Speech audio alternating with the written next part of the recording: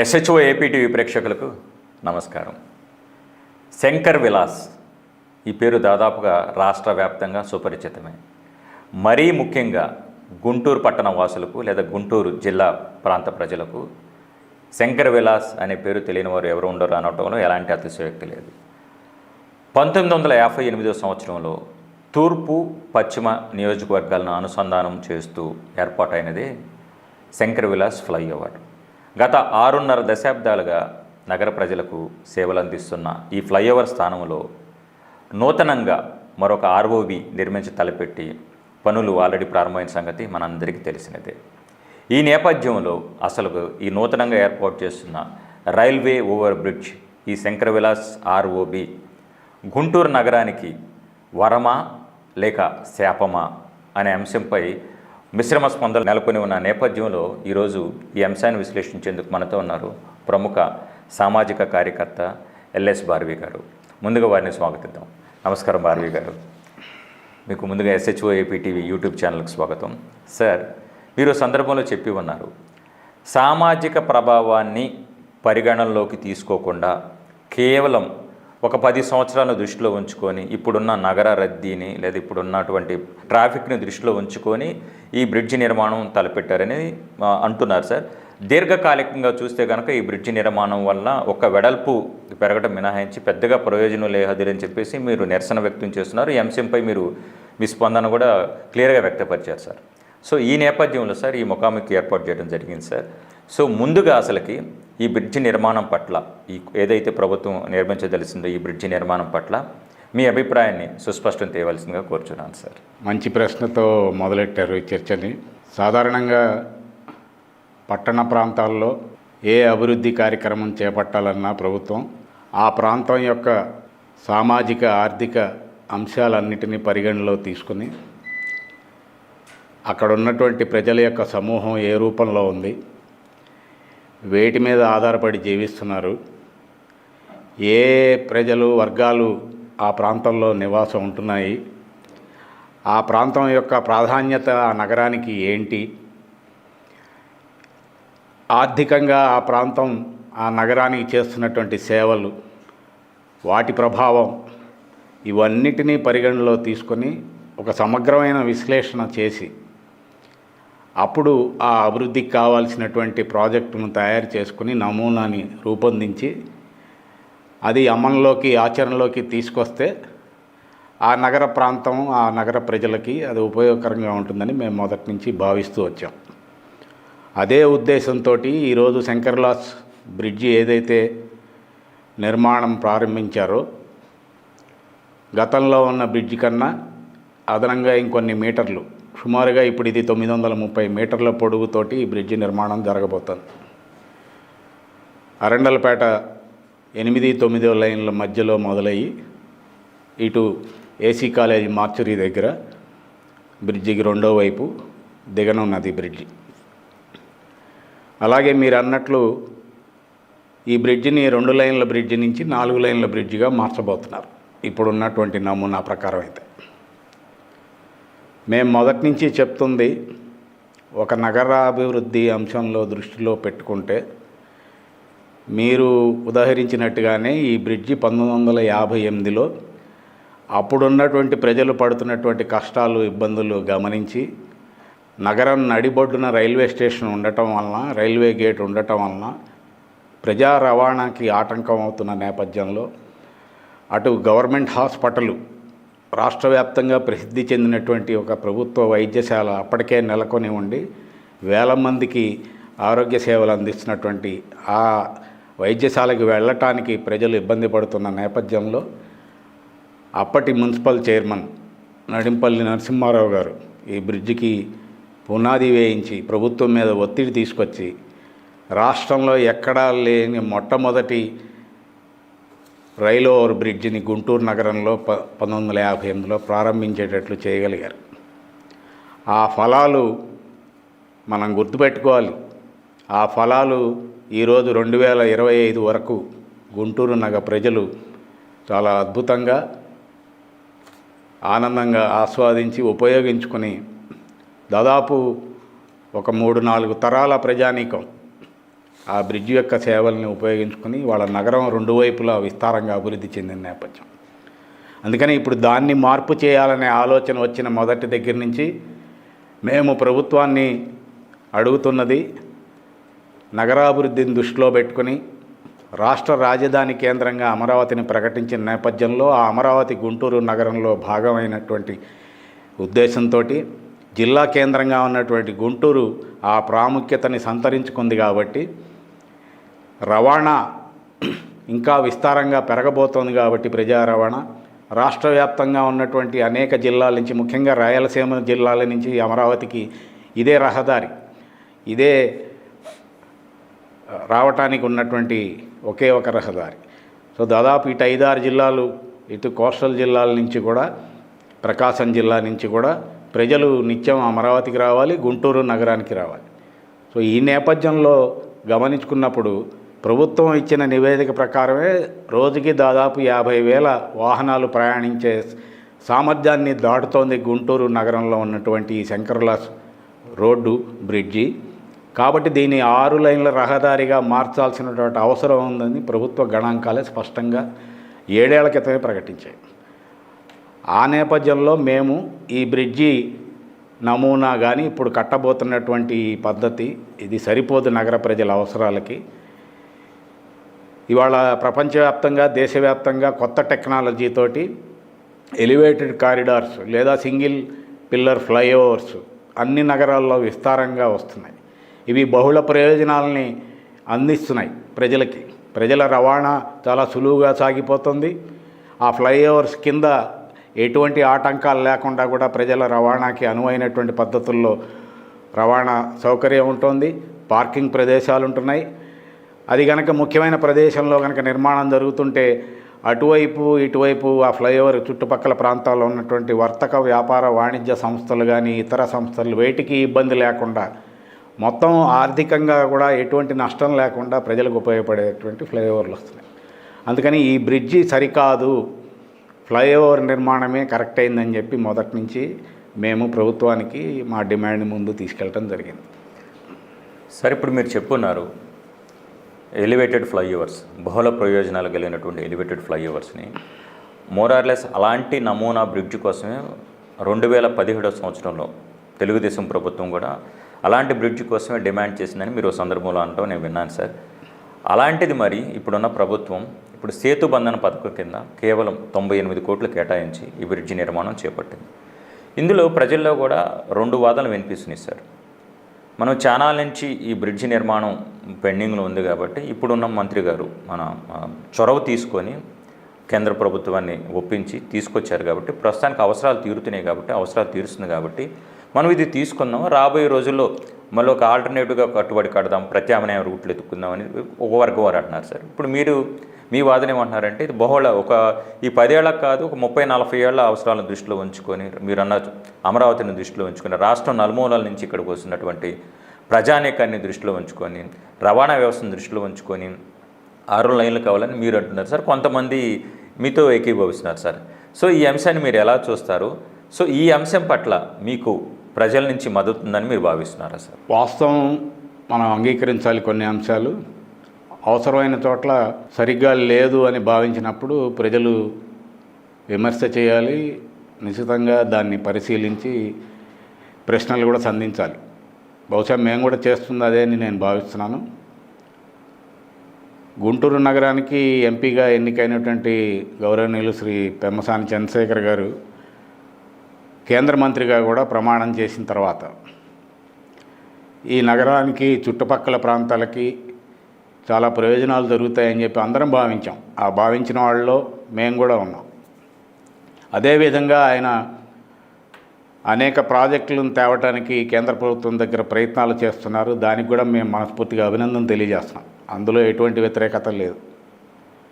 కానీ శంకర్లాస్ ఫ్లైఓవర్ సంబంధించిన ఇష్యూ వరకు మాత్రమే మేము ఎందుకు వ్యతిరేకించాల్సి వచ్చిందంటే, ప్రజల వాస్తవ పరిస్థితులను గమనిస్తే మొదట చెప్పిన వాదన సమంజసంగానే కనిపిస్తుంది. నిధులు లేవు రాష్ట్ర ప్రభుత్వం దగ్గర. ఈ నగర అభివృద్ధికి కావాల్సినటువంటి ప్రధానమైనటువంటి రహదారి, ఆ ఫ్లైఓవర్ నిర్మించాల్సిన అవసరం ఉందని గుర్తించారు. అదే నేపథ్యంలో కేంద్రంలో కొన్ని పథకాలు ఆల్రెడీ అమల్లో ఉన్నాయి. వాటిల్లోంచి కొన్ని నిధులు తీసుకొచ్చి ఈ సౌకర్యాలను కల్పిస్తే ఎలా ఉంటుందనే భావంతో బహుశా కేంద్ర మంత్రి గారు చొరవ తీసుకుని ఆ నిధుల వేటలో వెళ్ళి ఉండొచ్చు. అంతవరకు వాస్తవం. కానీ సమస్య ఏమొచ్చిందంటే సేతుబంధన్ పథకం అనేది జాతీయ రహదారుల ప్రాంతంలో, గ్రామీణ ప్రాంతాల్లో, చిన్న చిన్న మున్సిపాలిటీ పట్టణ ప్రాంతాల్లో రైల్వే క్రాసింగ్లు వలన ట్రాఫిక్ ఎటువంటి ఇబ్బందులు లేకుండా చేయడం కోసం ఆ రైల్వే క్రాసింగ్ను తీసేసి అక్కడ రైల్ ఓవర్ బ్రిడ్జ్ కానీ రైల్ అండర్ బ్రిడ్జ్ కానీ నిర్మించడానికి ఒక ప్రత్యేకమైన నిధిని కేంద్ర ప్రభుత్వం కేటాయించి సేతుబంధన్ అనే పేరుతోటి దేశవ్యాప్తంగా ఈ రైల్వే గేట్లు రహదారుల యొక్క ఆటంకం తీసివేయడం కోసం ఈ స్కీమ్ని తీసుకొచ్చింది. చాలా మంచి స్కీమ్. అలాగా చాలా చోట్ల ప్రాజెక్టులు నడుస్తూ ఉన్నాయి. కానీ ఒక 11 లక్షల పైగా జనాభా ఇంకా పెరగబోతున్నటువంటి ఒక పట్టణ ప్రాంతంలో నడిబొడ్డులో ఉన్నటువంటి రైల్వే గేటు మీద ఉన్నటువంటి బ్రిడ్జిని రీప్లేస్ చేయడానికి ఇది స్కీమ్ కాదు. ఆ స్కీమ్లో పరిమితులు ఉన్నాయి, నిధుల పరిమితులు ఉన్నాయి, ఇన్ని కోట్లకు మించి ఇవ్వటానికి లేదనే పరిమితులు ఉన్నాయి. ఇవి అందరికీ తెలిసిన సత్యాలే. మరి తొందరపాటుగా వెళ్ళి ఆ సేతుబంధన్ పథకం కింద 98 కోట్లు ఉన్నాయని చెప్పి ముందు అర్జెంటుగా బ్రిడ్జి కట్టేయాలనేటువంటి ఆతృతతోటి మంత్రి గారు ఆ నిధులు తీసుకొచ్చారు. వారు ఆ నిధులు తేవటాన్ని, ఆ ఉత్సాహాన్ని మేము తప్పుపట్టట్లేదు.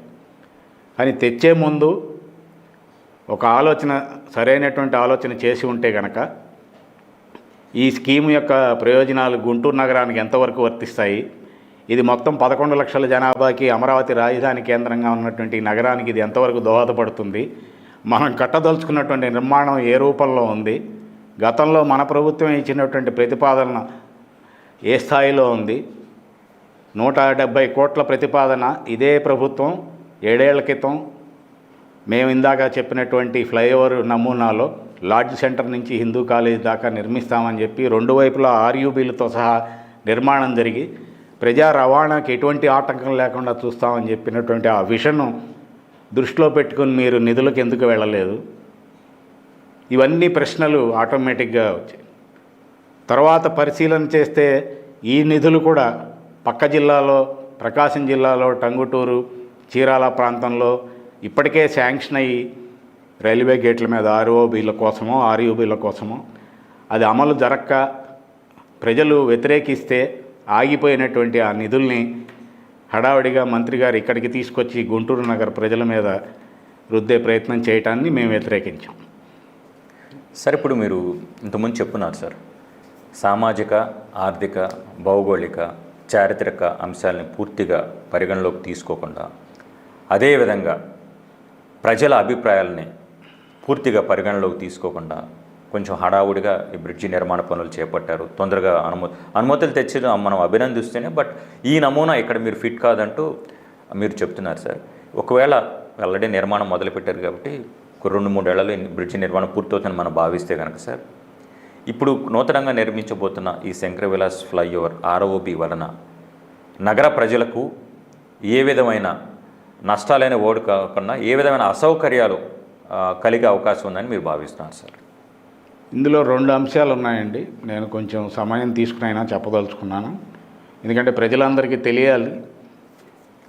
ఇందులో అసౌకర్యము ఉంది మీరు అన్నట్టుగా, నష్టాలు కూడా ఉన్నాయనేది మేము స్పష్టంగా చెప్పదలుచుకున్నాం. ఎందుకంటే ఒక అభివృద్ధి ప్రాజెక్టుకి నష్టం ఎలా జరుగుతుందని చెప్పి ప్రజలు కూడా ఆలోచన చేస్తున్నారు.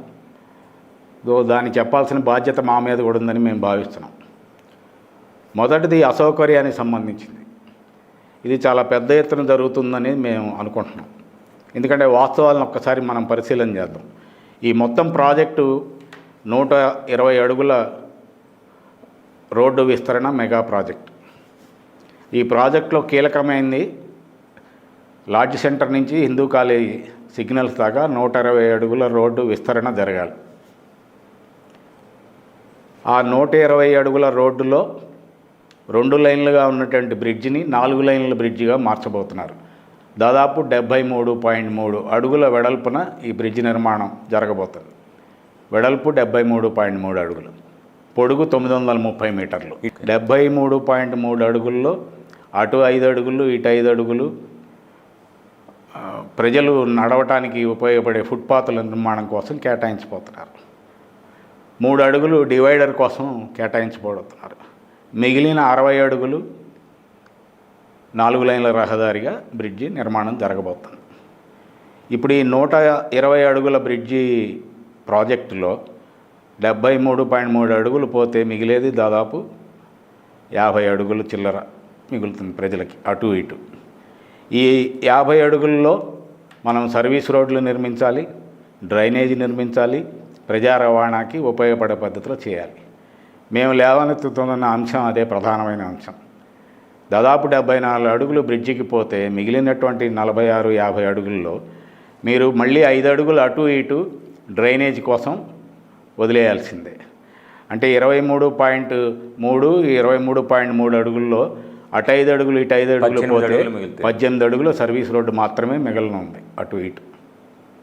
ఇది చాలా తీవ్రమైనటువంటి రవాణా సమస్యగా మీరు అన్నట్టు ఇబ్బందులు కలిగించేటువంటి అంశం.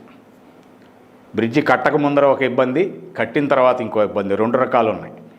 ఎందుకంటే ఈ బ్రిడ్జి నిర్మాణానికి ముందే ఆర్యూబీ కానీ రైలు గేట్ కానీ ఎటువంటిది లేకుండా బ్రిడ్జి నిర్మాణం చేపడుతున్నారు. కాబట్టి ఈ నిర్మాణం పూర్తయ్యేంతకాలం, అది సంవత్సరం పట్టచ్చా 2 సంవత్సరాలు పట్టచ్చా, ఎంతకాలం అయినా పట్టనివ్వండి, 1 టౌన్ 2 టౌన్, గుంటూరు నగరం పాత నగరం కొత్త నగరానికి మధ్య అనుసంధానం పూర్తిగా చిన్నాభిన్నం అవుతుంది. ఒక ప్రధాన సమస్య. నిర్మాణంలో ఈ 18 అడుగుల రోడ్డు కూడా మిగలదు నిర్మాణ సమయంలో. ఎందుకంటే దానికి కావాల్సిన ట్రాఫిక్, వెహికల్స్, నిర్మాణ సామాగ్రి ఇతరత్ర ఇప్పటికే గుంటలు తీసి అటు ఇటు పిల్లర్స్ కోసం పనులు మొదలెట్టారు. అటు ఒక 5 అడుగులు ఇటు ఒక 6 అడుగులు మాత్రమే మిగిలి 2 వీలర్స్ సైకిల్స్ మీద వెళ్ళే ప్రజలకి మాత్రమే అక్కడ సౌకర్యం ఉంది తప్ప ప్రజలకి ఎటువంటి రవాణా చేసేటువంటి పరిస్థితి లేదు. 2 ఏళ్ల పాటు నిజంగా ఈ ప్రాంతాన్ని మూసేసి రేపు బ్రిడ్జి నిర్మాణం చేపడితే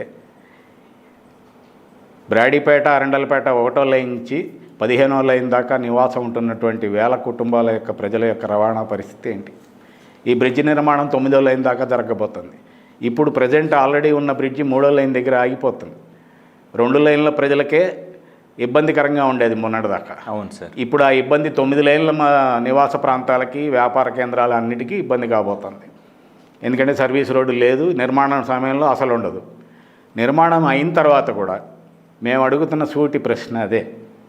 ఒక రైల్వే బ్రిడ్జి పక్కన 18 అడుగుల సర్వీస్ రోడ్డులో ఎటువంటి వాహనాలు రవాణాకి ఉపయోగపడతాయి?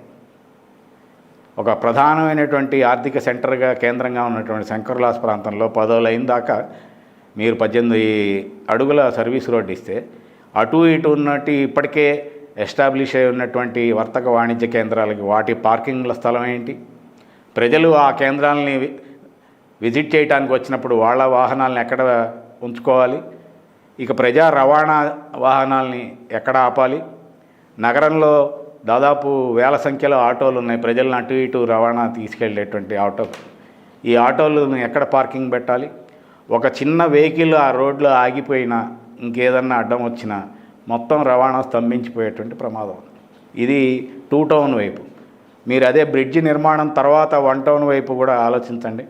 అటు ప్రధానమైనటువంటి గవర్నమెంట్ హాస్పిటల్ ఇవాళ రోజుకి 4,000 మంది సుమారు ఓపీ ఇప్పటికీ చుట్టుపక్కల జిల్లాల నుంచి మన రాజధాని గుంటూరు హాస్పిటల్కి వస్తారు. అదంత ప్రాముఖ్యత చెందినటువంటి హాస్పిటల్.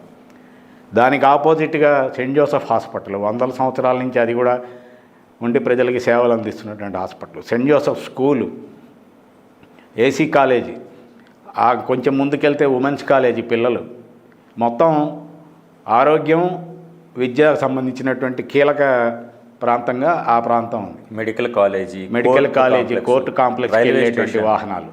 ఇవే వాహనాలు 18 అడుగుల సర్వీస్ రోడ్లో అంబులెన్సులు ప్రధానంగా మా ఆందోళన. మీరేదైతే అంబులెన్సులు ఇవాళ ఇబ్బంది పడుతున్నాయి ఈ బ్రిడ్జి మీద, ప్రజా రవాణాకి ఆరోగ్యం ముఖ్యం కాబట్టి గవర్నమెంట్ హాస్పిటల్ అటు ఉంది కాబట్టి తీసుకెళ్తున్నాం, ఈ బ్రిడ్జిని వెడల్పు చేస్తున్నాం అంటున్నారు. వెడల్పు అయిన తర్వాత ఈ అంబులెన్స్ ఎక్కడికి వెళ్తుంది? AC college, women's college centre దగ్గర టర్నింగ్ తీసుకోవడానికి లేదు. రేపు బ్రిడ్జి నిర్మాణం పూర్తయిన తర్వాత కూడా మొత్తం ముందుకెళ్ళి మార్కెట్ సెంటర్ దగ్గర హిందూ కాలేజ్ సిగ్నల్స్ ఏవైతే ఉన్నాయో అక్కడ యూటర్న్ తీసుకుని మళ్ళీ వెనక్కి వచ్చి రైల్వే స్టేషన్ ముందున్నటువంటి అండర్ పాస్ ద్వారా మళ్ళీ వెనక్కి వచ్చి గవర్నమెంట్ హాస్పిటల్లోకి వెళ్ళాల్సిన పరిస్థితి. అంటే ఏదైతే మనం సౌకర్యం కలిగించాలని చెప్పి ఉద్దేశంతో ఈ బ్రిడ్జి నిర్మాణం చేస్తున్నామో అది ప్రజలకి తీవ్రమైనటువంటి అసౌకర్యంగాను ప్రాణాలు హరించే విధంగా కూడా కొన్ని సందర్భాల్లో జరిగే అవకాశాలు చాలా హెచ్చుగా ఉన్నాయి. ఎందుకంటే దూరం పెరిగింది, అంబులెన్సులు, అత్యవసర కేసు సర్వీసులు తీసుకురావాల్సినటువంటి అంశాలు చాలా ఇబ్బంది పడతాం. సెయింట్ జోసెఫ్ స్కూల్ దగ్గర స్కూలు ఉదయం పూట సాయంకాలం పూట ఈ కాలేజీలు బస్సులు కానీ ఆటోలు కానీ పిల్లలు వస్తారు, వాళ్ళకి పార్కింగ్ ఎక్కడ, వాళ్ళు దిగినప్పుడు ట్రాఫిక్ పరిస్థితి ఏంటి, చాలా అంశాలు ఇట్లా ఇమిడి ఉన్నాయి. అందుకని ఇదే నమూనాలో కనుక బ్రిడ్జి నిర్మాణం జరిగితే ఈ 2 సంవత్సరాల పాటే కాదు, రానున్న అనేక సంవత్సరాల పాటు ప్రజా రవాణా అస్తవ్యస్తంగా మారబోతాం. అదే కనుక మీరు ముందు ఆర్యూబీలు 2 వైపులా కనుక నిర్మించి కనీసం ఈ బ్రిడ్జి నిర్మాణానికి పూనుకొని ఉంటే కొంత మేరకైనా ప్రజా రవాణాకి ఎటువంటి ఆటంకం లేకుండా ఈ ఆర్యూబీల ద్వారా అత్యవసర సర్వీసులు కానీ ఇతర సంస్థలకు సంబంధించినటువంటి ప్రజలు కానీ రవాణా చేయడానికి వీలుగా ఉండేది. దూర ప్రాంతాల నుంచి వచ్చేవాళ్ళు బ్రిడ్జి మించి వేగంగా తమ గమ్యం చేరుకోవడానికి అవకాశం ఉండదు. మీరు 2 అవకాశాలని హరించేసి 18 అడుగుల సర్వీస్ రోడ్డుతోటి ఇవాళ ఇళ్ల నివాస ప్రాంతాల్లో కూడా కనీసం 30 అడుగుల సర్వీస్ రోడ్డు లేదే ప్రభుత్వం అనుమతి లేదు మనకి. అవును సార్. అలాంటిది ఒక 50,000 వాహనాలు ప్రయాణించే మార్గంలో మీరు 18 అడుగుల సర్వీస్ రోడ్డు వదిలితే ఈ రవాణాకి ఏం అర్థం ఇవ్వాలో వాళ్ళే ఆలోచించుకోవాలి. సార్, ఇప్పుడు మీ ప్రధానంగా ఇప్పుడు మీరు లేవనెత్తిన ఈ అసౌకర్యాలు కూడా ఎక్కువగా ఈ 18 అడుగులు వెడల్పున సర్వీస్ రోడ్డు గురించి ఎక్కువ ప్రస్తావించారు సార్. ప్రభుత్వాలు చెప్తున్నాయి సార్, ముఖ్యంగా ఈ ప్రభుత్వం P4 people public private partnership ద్వారా రాష్ట్ర అభివృద్ధికి ప్రజలందరూ భూములు దానం చేయాలని అటు అమరావతి గురించి కూడా చెప్తున్నారు సార్. ఇక్కడ మన ఈ శంకర్ విలాస్ ఫ్లైఓవర్ ఈ ప్లేస్ని మనం తీసుకుంటే కనుక భూసేకరణ చట్టం 2013 ప్రకారం ప్రభుత్వం కంపెన్సేషన్ ఇస్తుంది సార్. ఇప్పుడు 18 అడుగులే మనకు షార్ట్ అని మీరు భావించినప్పుడు ఇంకొంచెం ల్యాండ్ ఎక్వైర్ చేయడానికి ఉన్నటువంటి ప్రతికూలతలు ఏంటి, అదొక ప్రశ్న సార్ నాది. మరో అంశం ఏంటంటే ఇందులో హైదరాబాద్ లాంటి మహానగరాల్లో 9 నెలల నుంచి 12 నెలల లోపల బ్రిడ్జి నిర్మాణాలు పెద్ద పెద్ద బ్రిడ్జిలు అయిపోతున్నాయి సార్. ఇక్కడ ఈ శంకర్ విలాస్ ఫ్లైఓవర్ నిర్మించడానికి మనకి 2-3 ఏళ్ల సమయం ఎందుకు పడుతుంది? అక్కడ ఉన్నటువంటి సాంకేతిక పరిజ్ఞానం ఏంటి, ఇక్కడ లేనటువంటి సాంకేతిక పరిజ్ఞానం ఏంటి? ఇదొకటి ప్రజలు అడుగుతున్న ప్రశ్న సార్.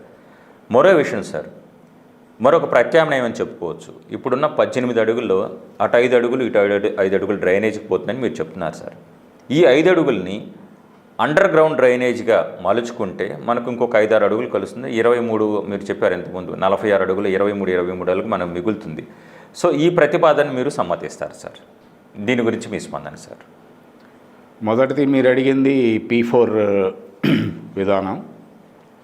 ఇవాళ ప్రభుత్వం ఏర్పడిన తర్వాత డిగ్రీ, ఇంజనీరింగ్, పీజీ పూర్తి చేసి కూడా ఉద్యోగాలు లేకుండా నిరాశగా ఉన్నారా? బ్యాంకు ఉద్యోగాలైతే బాగుంటాయి కానీ పోటీ పరీక్షల శిక్షణా సంస్థల్లో ఫీజు మీకు భారంగా అనిపిస్తుందా?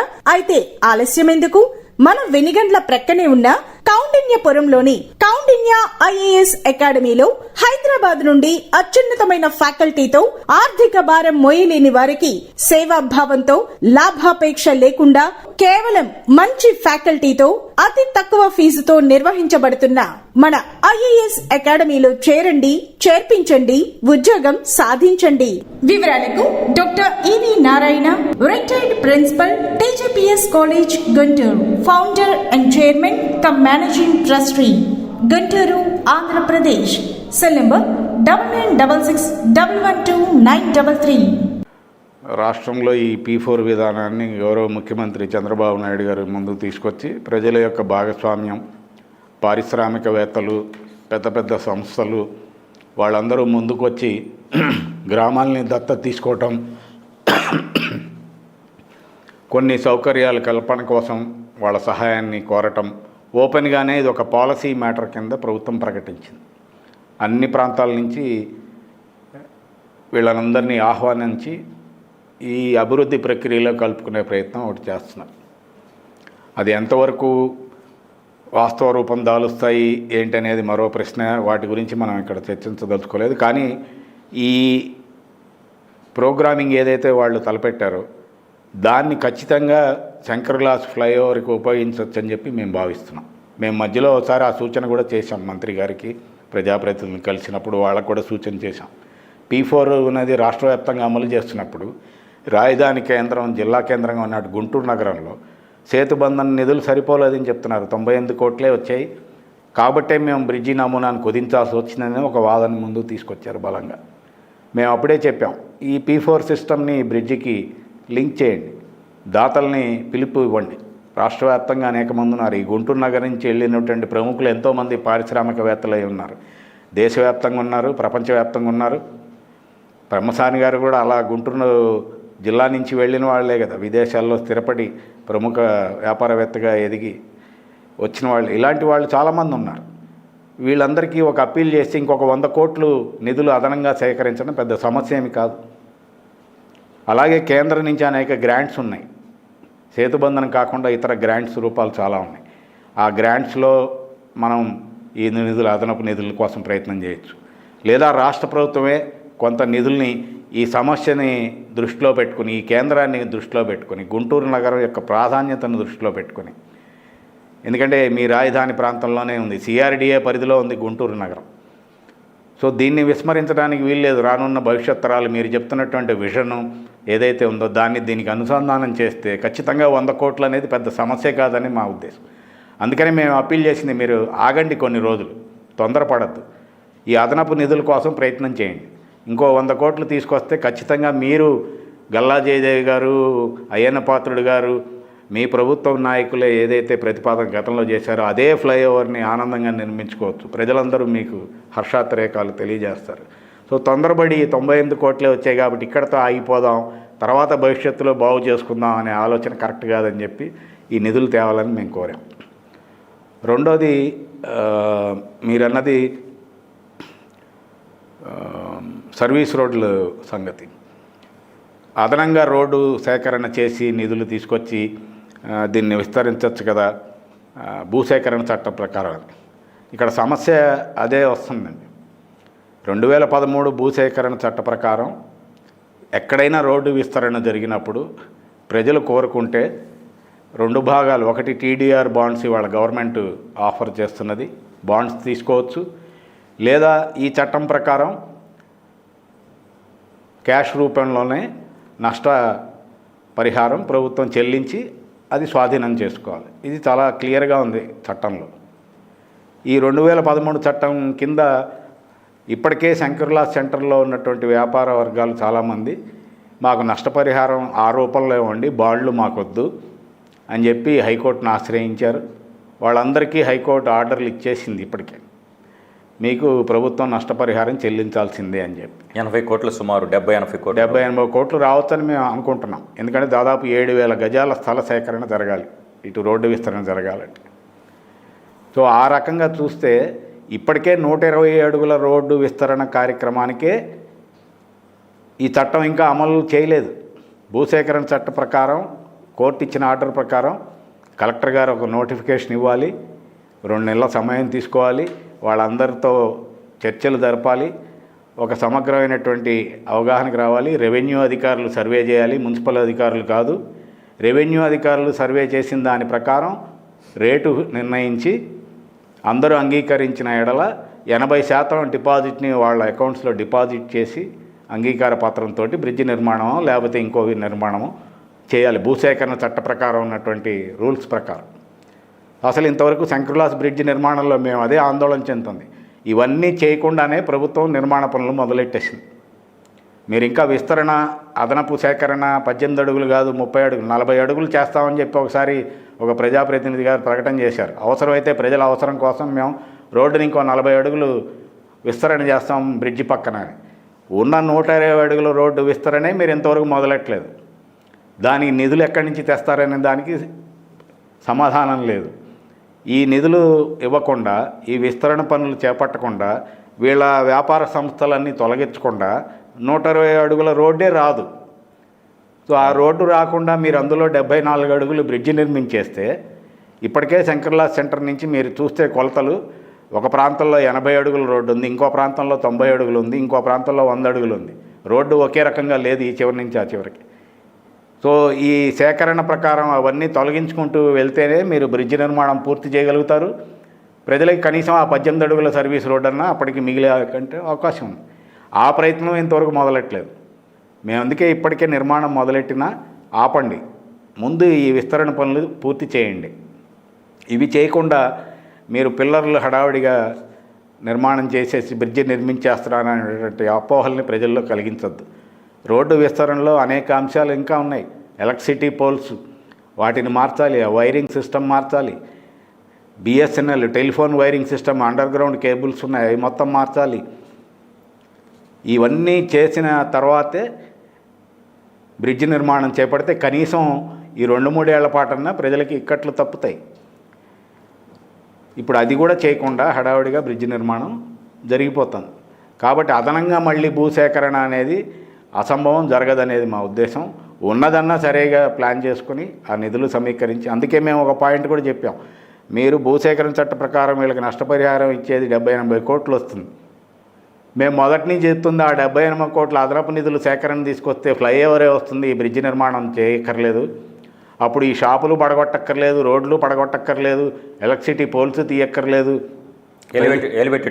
ఎలివేటెడ్ కారిడారే వస్తుంది. అదనపు 80 కోట్లు మీరు 76 కోట్లతో నిర్మించే బ్రిడ్జి కోసం 76 కోట్లు నష్టపరిహారం చెల్లించడం ఎంత హాస్యాస్పదం. ప్రాజెక్టు ఒకటి నిర్మాణం చేస్తున్నప్పుడు దాని మీద సమగ్ర అధ్యయనం అంటే మేము మొదటి నుంచి చెప్తుంది అదే. ఇంత నష్టపరిహారం చెల్లించాల్సినటువంటి పరిస్థితులు ఉన్న ప్రాంతంలో మీరు 98 కోట్లలో జీఎస్టీ పోతే మిగిలేది 76 కోట్లే.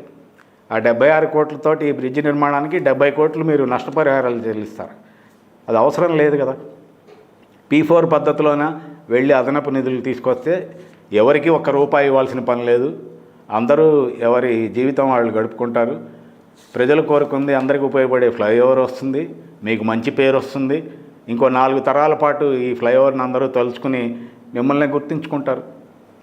కాబట్టి ఇప్పటికైనా ఉన్న చట్టాలన్నా గౌరవించి అమల్లో తీసుకొస్తే అంతవరకైనా మేలు జరుగుతుందని మేము భావిస్తున్నాం.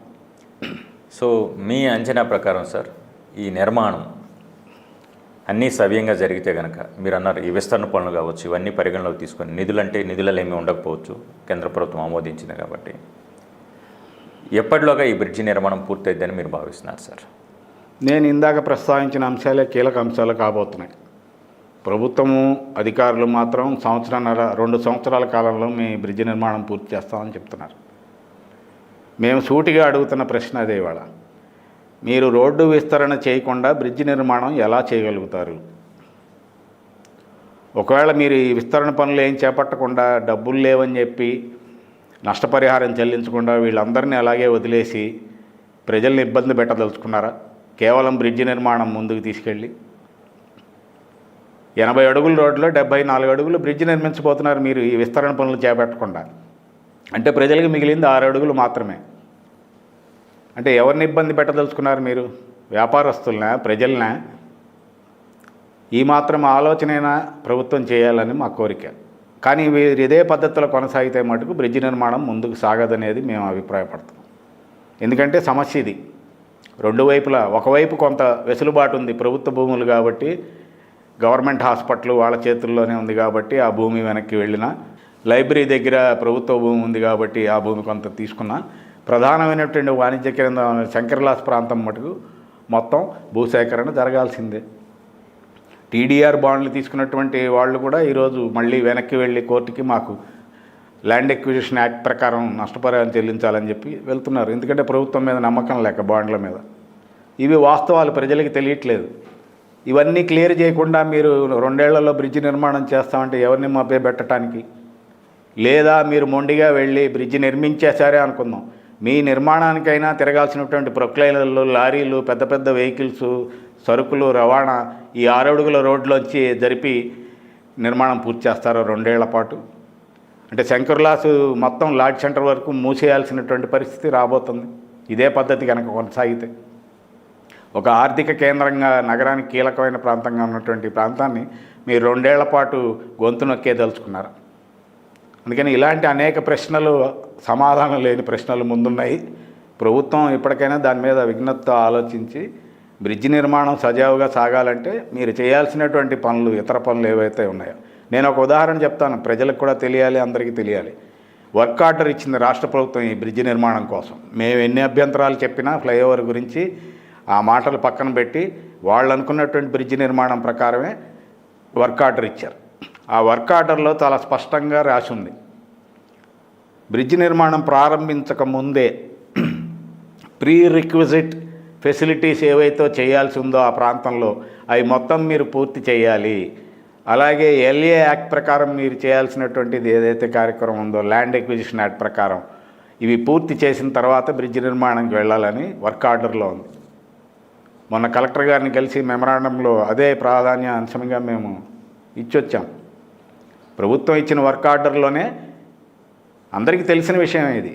నేను ఒక ఇల్లు కట్టుకోవాలంటే 100 గజాల స్థలంలో 50 గజాల్లో నేను ప్లాన్ వేసుకున్న, మిగతా 50 గజాల్లో సరుకులు సామాగ్రి పెట్టుకోవడానికి రవాణాకి అన్నీ చూసుకుని క్లియర్ చేసుకుని ఇల్లు నిర్మాణానికి వెళ్తాను. అలాంటిది 50,000 వెహికల్స్ తిరిగేటువంటి రద్దీ ప్రాంతం, ప్రధాన ప్రాంతం, నగరం నడిమధ్యన మీరు కడుతున్నటువంటి బ్రిడ్జికి మీరు ఈ సూత్రాలు ఏం పాటించకుండా 6 అడుగుల రోడ్డుతోటి 74 అడుగుల వెడల్పు బ్రిడ్జి నిర్మాణం ఎలా చేయగలుగుతారు? మీరే ప్రజలకి సమాధానం చెప్పాలని మేము ప్రభుత్వాన్ని అడుగుతాం. ఆర్థిక అంశం గురించి ఇందాక మీరు అడిగారు. ఇది చాలా కీలకమైనటువంటి అంశం. సాధారణంగా ఒక అభివృద్ధి ప్రాజెక్ట్ ఎక్కడ చేపట్టాలన్నా ఇందాక మేము చెప్పాం, social impact study, economic study, అది ప్రజలకి ఆ ప్రాంతంలో ఏ రకమైనటువంటి ప్రయోజనాలు కలగజేస్తుంది, ఏ రకమైనటువంటి నష్టాన్ని కలగజేస్తుంది, ఏ ప్రజలు ఆ ప్రాంతంలో జీవనాధారంలో ఉన్నారు, వాళ్ళ అభివృద్ధి, వాళ్ళ భవిష్యత్తు, ఇవన్నీ ఒక కీలక అంశాలుగా ఉంటాయి. మేము మొదటి నుంచి ప్రభుత్వానికి విన్నవించిన మెమరాండంలో కూడా ఈ అంశాన్ని లేవనెత్తాం. గుంటూరు నగరం ఒక ప్రత్యేకమైనటువంటి ప్రాంతంగా మీరు గుర్తించాలి ఇప్పటికైనా. అదృష్టవశాత్తు ఆ దురదృష్టవశాత్తు నగరం నడిబొడ్డున రైల్వే స్టేషన్, గుంటూరు నగరం 150 ఏళ్ల నుంచి నిర్మాణంలో ఉండి రైల్వే స్టేషన్కి 2 వైపులా నగరం అభివృద్ధి చెందింది. ఇది చాలా నగరాల్లో లేనటువంటి ప్రత్యేకమైనటువంటి ఒక అంశం. అది మనం ఫస్ట్ గుర్తించాలి. నా ఉద్దేశం, మేము అనుకున్న దాని ప్రకారం కూడా రైల్వే స్టేషన్ అక్కడ అభివృద్ధి చెంది బస్టాండ్ అదే వైపు ప్రాంతంలో ఇంకొంత దూరంలో ప్రజా రవాణాకు ఉపయోగించేటువంటి రోడ్డు రవాణా సంస్థను అటువైపు నెలకొల్పడం వలన చుట్టుపక్కల జిల్లా నుంచి వచ్చేటువంటి ప్రజానీకం గవర్నమెంట్ వైద్యశాల ఏదైతే 150 ఏళ్ళు 140 ఏళ్ల క్రితం నెలకొల్పి ఇప్పటికీ పెద్ద సంఖ్యలో ప్రజలకి అది ఉపయోగపడుతుందో ఈ దృష్టిలో పెట్టుకొని రవాణా సంస్థల్ని ఆ రకంగా ఏర్పాటు చేయడం జరిగింది. ఎప్పుడైతే ప్రతి నగరంలో ఉండే సమస్య పాత నగరం, కొత్త నగరం అని అభివృద్ధి చెందేటువంటి ప్రాంతం గతం నుంచి వస్తున్న చరిత్రలో వస్తున్నటువంటి పాత్ర, అందుకని మనం ఓల్డ్ గుంటూరు అంటాం, ఇది న్యూ గుంటూరు లాగా 2 టౌన్ వైపు అంతా డెవలప్ అయింది. కానీ వాళ్ళ పరిస్థితి ఏంటి? 50-100 ఏళ్ల తర్వాత మనం కనుక గమనిస్తే 2 ఆర్థిక రాజధాని కేంద్రాలుగా గుంటూరు నగర ప్రజానికానికి ఉపయోగపడుతున్నాయి.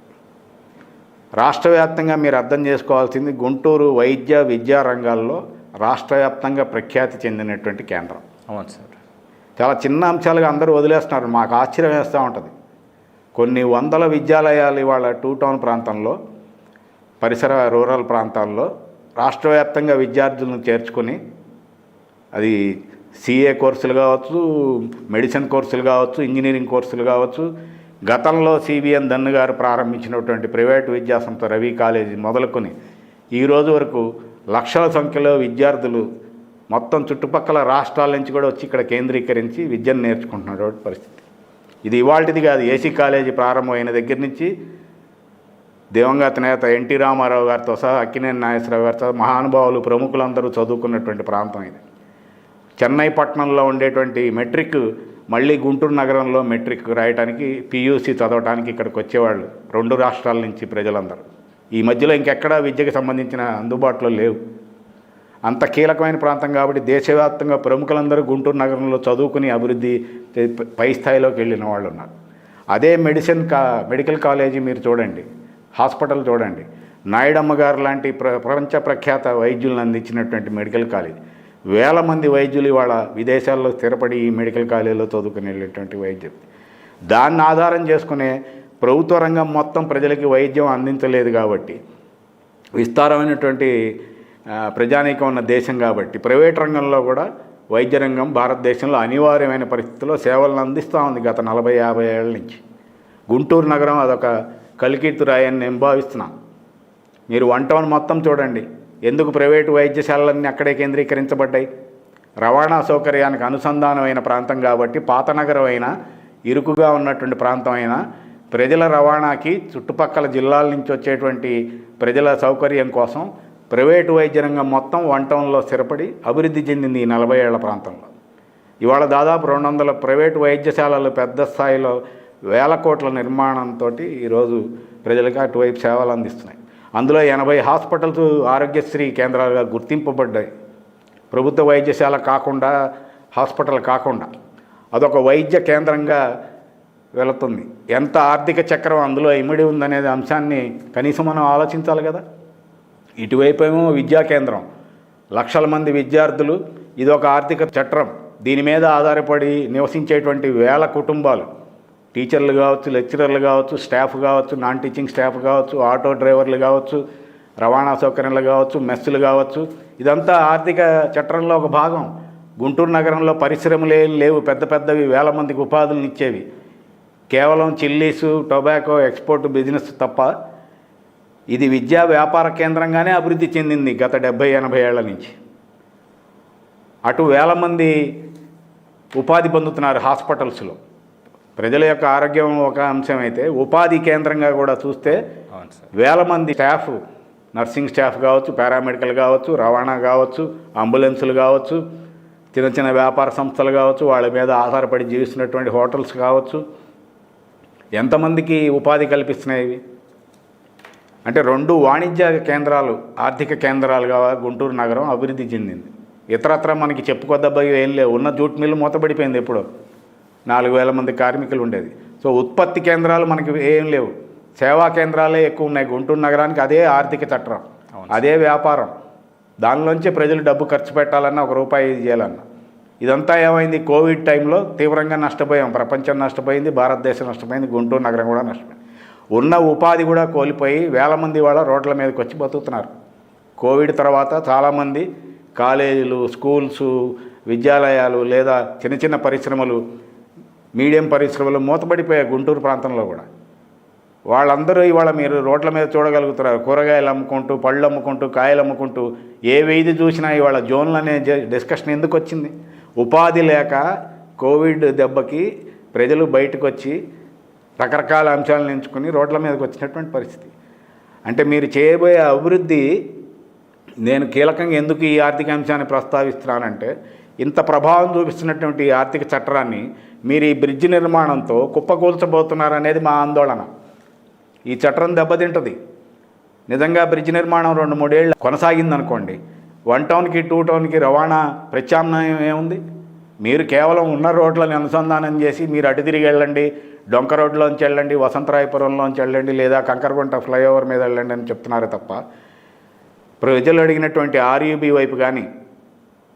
ఇంకో ముఖ్యమైన అంశం, ఏ సంస్థ అయితే మీరు 3 డిజైన్లు చేసి ఇచ్చిందో హైదరాబాద్ సంస్థ బ్రిడ్జ్ నమూనాలని, ఆ సంస్థ చాలా క్లియర్గా ఇచ్చింది.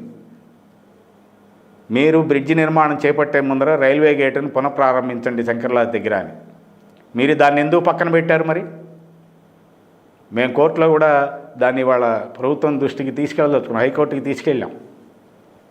మేము చెప్పిన అంశం కాదు, మేము ఆర్యూబీ అడిగాం, వారు రైల్వే గేటు సూచించారు.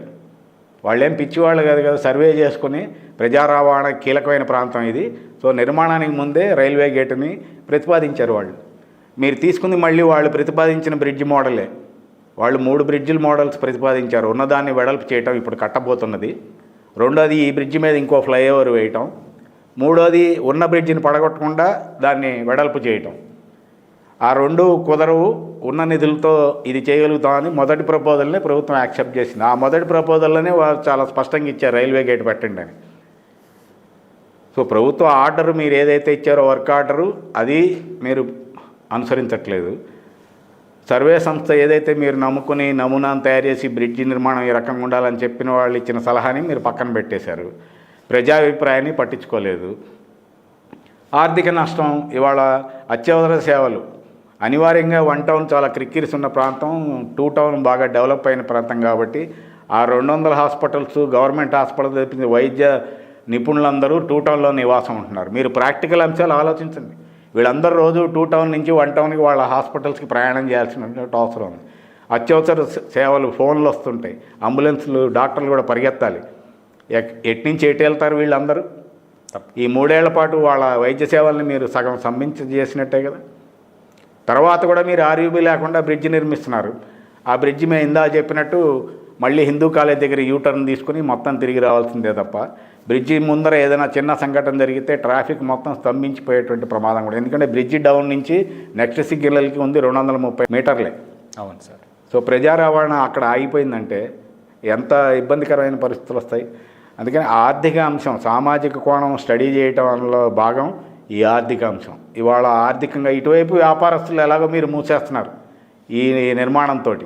అటు వైద్యశాలలకి ఊపిరాడకుండా చేయబోతున్నారు, ఇటు వ్యాపార సంస్థలు ఊపిరాడ చేయకుండా చేయబోతున్నారు. ఆర్థిక కేంద్రాలు విచ్ఛిన్నం అవుతాయి. ఇక గుంటూరు నగరంలో తర్వాత ప్రజలు ఏం చేయాలి? మీకు ప్రజా పంపిణీ వ్యవస్థలో మీరు ఎన్ని సరుకులు ఇచ్చినా, ఏమి ఉపయోగం కలిగించుకున్నా కొనే నాథుడే లేకపోతే, వచ్చేవారే లేకపోతే, తిరిగేవాళ్ళే లేకపోతే, ఈ సమీకరణ కూడా చాలా కీలకమైనటువంటి అంశం. వీళ్ళ ఉపాధి దెబ్బతింటే ప్రత్యామ్నాయం ఏంటనేది కూడా కీలకమైనటువంటి అంశం. అందుకనే ఇది చాలా సంక్లిష్టమైన సమస్య. అందరూ చాలా చిన్నదిగా భావిస్తున్నారు, కానీ చాలామందికి ఈ పూర్తి లోతుగా అవగాహన దీని మీద లేకపోవటం వల్ల ఇతర వాదనలు వస్తున్నాయి. కానీ మేము సూటిగా ఇప్పటికీ స్పష్టంగా ప్రభుత్వానికి అదే విన్నవిస్తున్నాం. మాకెవరి మీద ఎటువంటి వ్యతిరేకత లేదు. వ్యక్తిగతంగా కక్ష సాధింపులు చేయడానికి మేము రాజకీయ పార్టీల్లో లేదా ప్రతిపక్ష పార్టీల కింద రాలేదు. ప్రజల నుంచి వచ్చినటువంటి జాయింట్ యాక్షన్ కమిటీ ఇది.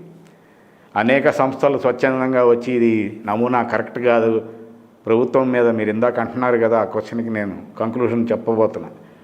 100 మంది ప్రతిరోజు ఈ 6 నెలల పాటు అందరూ బయటికి రాలేకపోవచ్చు. ఆ పరిమితులు ప్రజాస్వామ్యంలో ఇవాళ ఎలా ఉందో మనందరికీ తెలుసు. గొంతు విప్పితే ఏం జరుగుతుందనే భయంతో చాలామంది బయటికి వచ్చేటువంటి పరిస్థితి లేదు. కానీ మాకు మద్దతుగా అనేక మంది అనేక రూపాల్లో వాళ్ళ ప్రయత్నాలు వాళ్ళు చేస్తున్నారు. నేను చెప్పినటువంటి వైద్యులు కావచ్చు, లాయర్లు కావచ్చు, ఇంజనీర్లు కావచ్చు, ఇతర రంగాలకు సంబంధించిన వాళ్ళు కావచ్చు, అందరూ కలిసి మాకు మద్దతు ఇచ్చారు. కాబట్టి ఆ నైతికత ఉంది. కాబట్టి మేము చెప్పిన అంశంలో ప్రజలకి నిజంగా ఉపయోగపడే అంశాలు ఉన్నాయి. కాబట్టి ఇన్నాళ్ళు మేము నిలబడగలిగి దీని మీద ధైర్యంగా మాట్లాడగలుగుతున్నాం. సో ఆ పద్ధతిలో ఇప్పటికైనా ప్రభుత్వం ఆలోచించి విశాలమైనటువంటి ప్రజల యొక్క మద్దతు పొంది వాళ్ళ ఆలోచనలకు అనుగుణంగా చిన్న మార్పులు మేము కోరినటువంటి ఆర్యూబీతో నిర్మాణం, మీ వర్క్ ఆర్డర్ ప్రకారం మీరు చేయాల్సినటువంటి పనులు చేసి మీరు బ్రిడ్జ్ నిర్మాణం చేయండి. మేమేం వెళ్ళి అక్కడ నుంచి అడ్డుపడలేదు కదా. ప్రజలు కనీసం ఫ్లైఓవర్ కాకపోయినా ఈ నిర్మాణంలో అయినా కొంత వెసులుబాటు వాళ్ళకు వస్తుంది. ఫ్లైఓవర్ సాధ్యమా ఇప్పుడు కాదా అంటే మేము ఇందాక చెప్పాం, P4 ప్రకారం ఇప్పటికైనా సాధ్యమే. కేంద్ర పెద్దలు తలుచుకుంటే, గౌరవ మంత్రి గారు నిజంగా ఆయనకున్న పలుకుబడి ఉపయోగించగలిగితే P4లో ఇంకొక 100 కోట్లు తేవటం అసాధ్యం కాదు. మనం కేంద్రంలో ఉమ్మడి కూటమిగా ఉన్నాం కాబట్టి ఆ నిధుల సేకరణ పెద్ద అంశమే కాదనేది ప్రజలు భావిస్తున్నారు. సో మీరు ఇంకొంచెం ఆలోచించి మనసు పెట్టి చేయగలిగితే ఇప్పటికైనా ఆలస్యం అయిందేం లేదు. మేమందరం మీకు మద్దతు ఇస్తాం మనస్ఫూర్తిగా అని మంత్రి గారికి, శాసనసభ్యులకి అందరికీ మరొకసారి విన్నవిస్తున్నాం. ఈ బ్రిడ్జ్ నిర్మాణం కాకుండా ఫ్లైఓవర్ నిర్మాణం వైపు కనుక ఆలోచన కనుక మళ్లించి ఆలస్యమైన పూర్తి స్థాయి ఫ్లైఓవర్ నిర్మాణం వైపు కనుక వెళ్ళగలిగితే ఇంకొక 70-80 ఏళ్ల పాటు గుంటూరు నగర ప్రజలకి ఎటువంటి ఇబ్బంది ఉండదు అనేది ఒక కీలకమైన అంశం. దాన్ని దృష్టిలో పెట్టుకుని మీరు చేసినటువంటి 10 ఏళ్ల ట్రాఫిక్ సర్వే సమగ్రం కాదనేది కూడా మేము ఖచ్చితంగా మరొకసారి తెలియజేస్తూ, 7 తరాల పాటు ఉండాల్సినటువంటి బ్రిడ్జి, ఒక 7 తరాలకు సర్వ్ చేసినటువంటి బ్రిడ్జి ప్రస్తుతం ఉన్నది. సో ఇది చిన్న 10 ఏళ్ల తర్వాత మళ్ళీ బ్రిడ్జి పడగొట్టేసి మీరు ఇంకో బ్రిడ్జి కడతారా? అసాధ్యమైనటువంటి అంశం. ప్రాక్టికల్ అంశాలు చాలా ఉన్నాయి. కాబట్టి ప్రజల అవసరాలను దృష్టిలో పెట్టుకుని ప్రజాభిప్రాయానికి అనుగుణంగా నడుచుకుంటే ప్రజాస్వామ్యంలో మీ విలువ మరింత పెరుగుతుందని చెప్పి మంత్రి గారికి, శాసనసభ్యులకి, అధికారులకి అందరికీ మరొకసారి విజ్ఞప్తి చేస్తున్నాం. ధన్యవాదాలు సార్. మీరు సంధించిన ప్రశ్నలకి సమాధానం దొరకాలని, మీరు లేవనెత్తిన సమస్యలకు పరిష్కారం లభించాలని, ప్రజల భాగస్వామ్యంతో ప్రజల అభీష్టం మేరకు భూసేకరణ చట్టం 2013 కావచ్చు, మీరు చెప్తున్నట్టు వర్క్ ఆర్డర్ కావచ్చు, ఇతరత్ర ఈ బ్రిడ్జికి సంబంధించినటువంటి పలు గైడ్లైన్స్ కావచ్చు, అన్నీ సవ్యంగా జరగాలని, తద్వారా గుంటూరు నగర ప్రజలకు మెరుగైన రవాణా సౌకర్యాలు కావచ్చు, ఇతరత్ర వసతి సౌకర్యాలు కలగాలని కోరుకుంటూ మా ఈ కార్యక్రమానికి వచ్చేసి ప్రజల తరపున ప్రజల గళాన్ని ఇక్కడ వివరించినందుకు గాను మీకు ధన్యవాదాలు సార్. రైట్.